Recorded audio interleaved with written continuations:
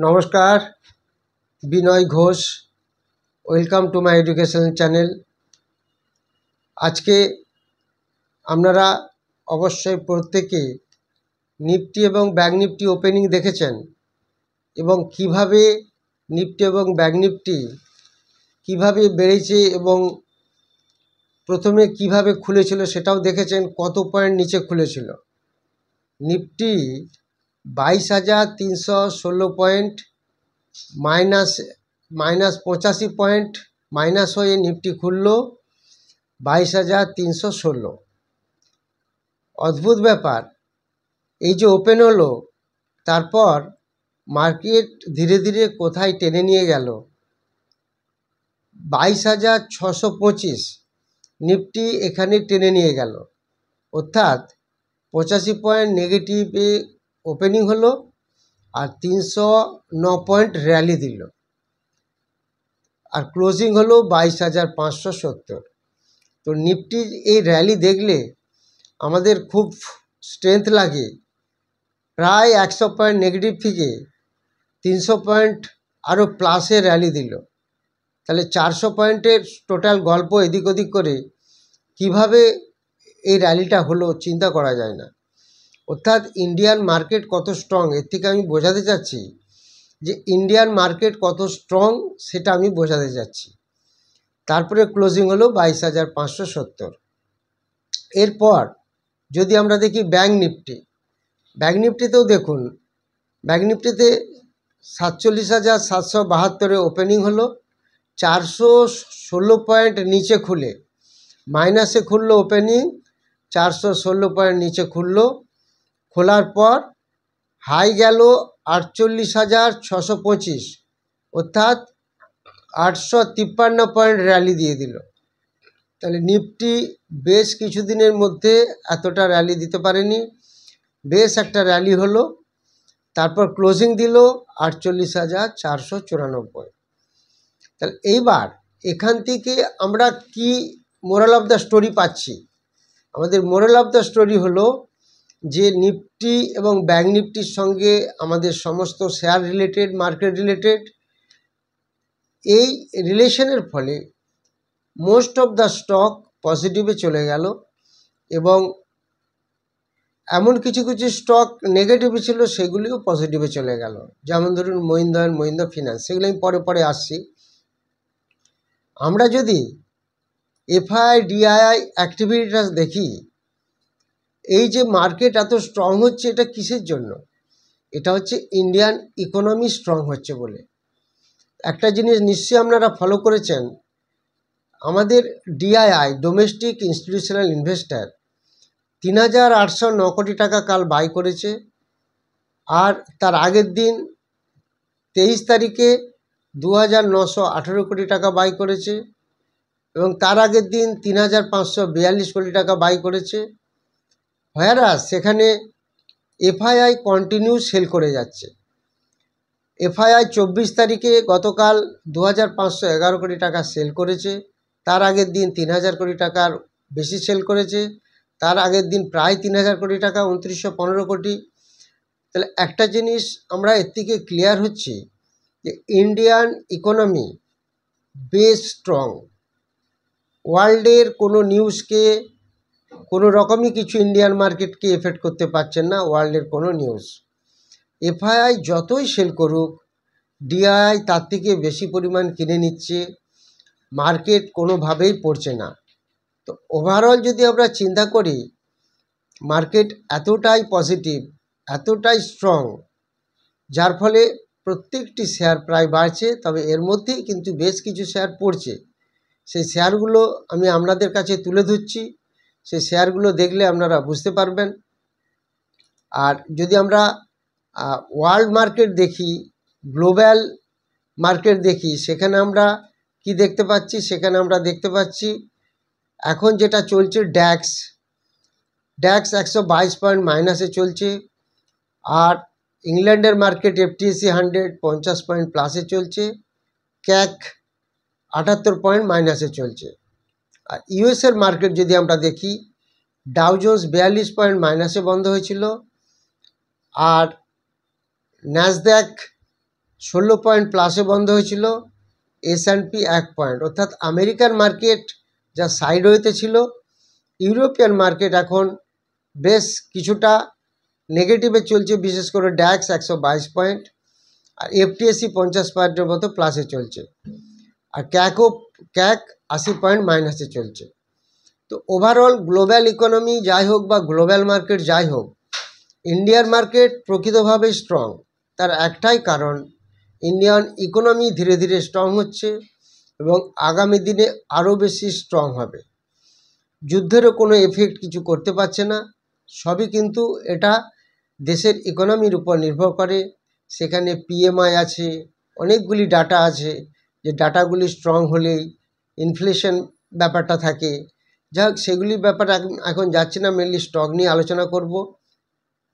এবার যে স্টকগুলি আমি আপনাদের বলেছিলাম আগের দিন, 5টি স্টক নিয়ে বলেছিলাম, তার মধ্যে ছিল বিড়লাসফট, L&T technology services, OFSS, spark এবং সোনাটা।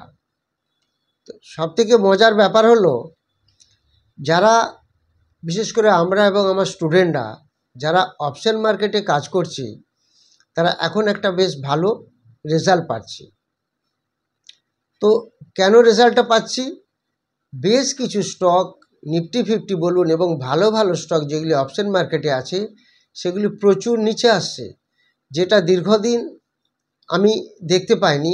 এখন আমরা সেই জন্য অপশন মার্কেটে ভালো কাজ করছি। সেই 5টি স্টক নিয়ে আমি আলোচনা করব, আগের দিন যেগুলি বলেছিলাম, প্লাস আরও 2টি স্টক আজকে যেগুলি আমি আপনাদের দেখতে বলবো, ওভারভিউ দেবো, সেটি আলোচনা করব।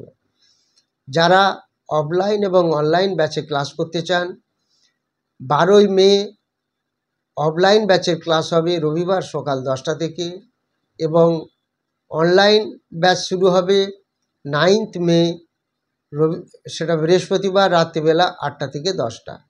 যারা ইন্টারেস্টেড তারা যোগাযোগ করবেন।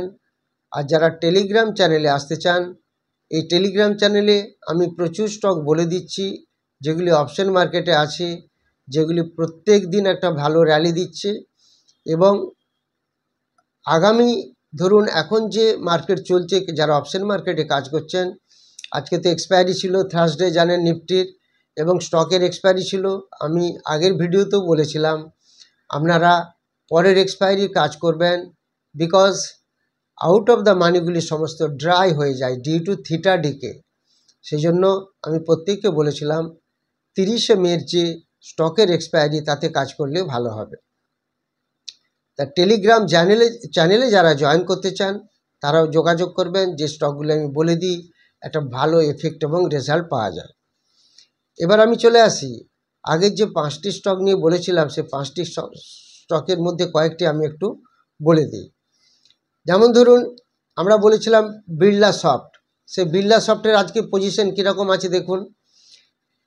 বিড়লাসফট আজকে আমি যেটা 23 তারিখে বলেছিলাম, সেই 23 তারিখে বিড়লাসফট লো ছিল 651 এবং ক্লোজ দিয়েছিল 653।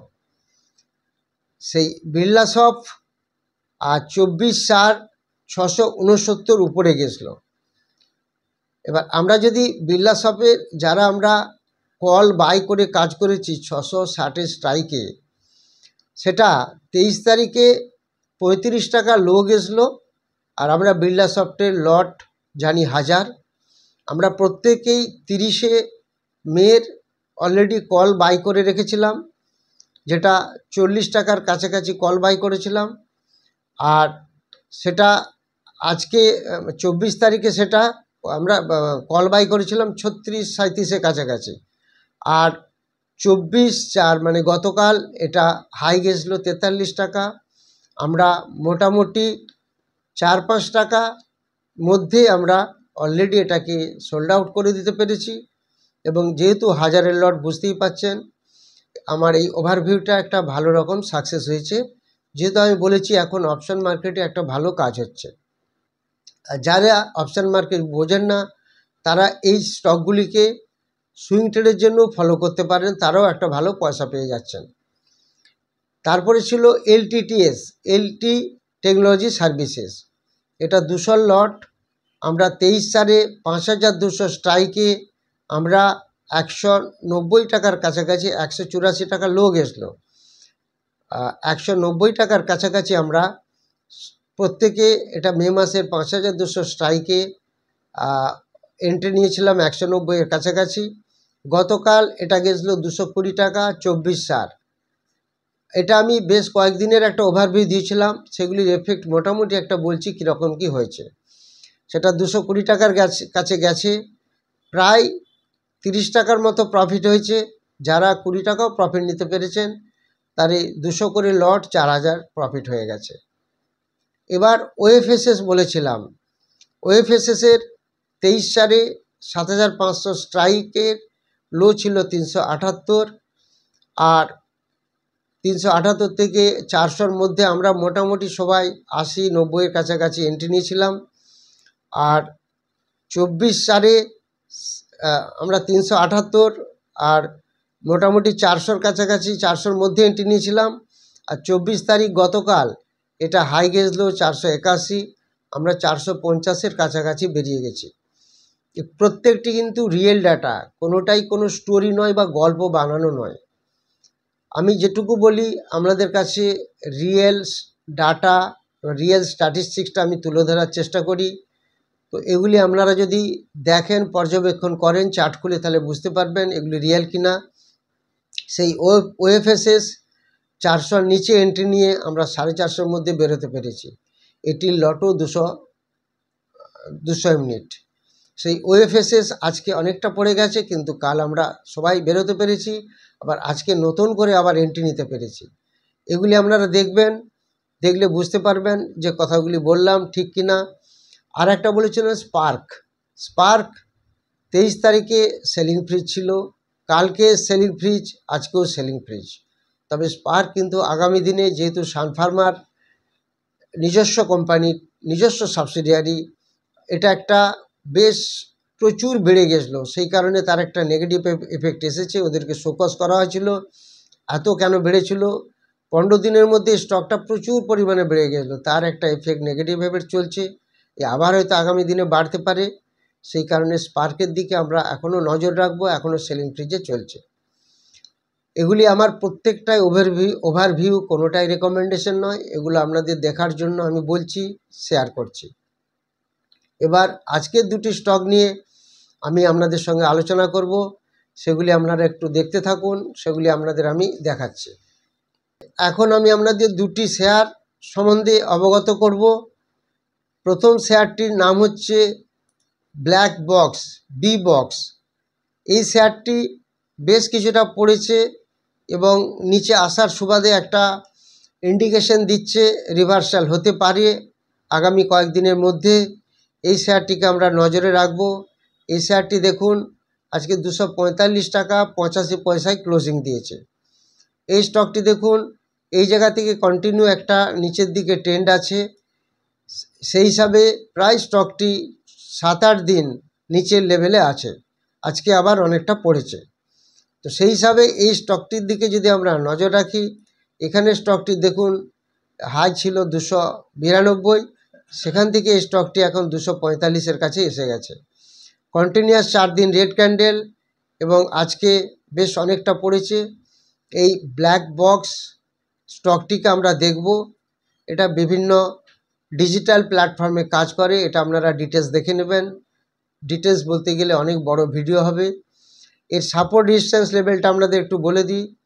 এর ফার্স্ট সাপোর্ট হবে 226-এর কাছাকাছি এবং ফার্স্ট রেজিস্ট্যান্স হবে 273-74-এর কাছাকাছি। এই জায়গাটা আপনারা ফলো করবেন।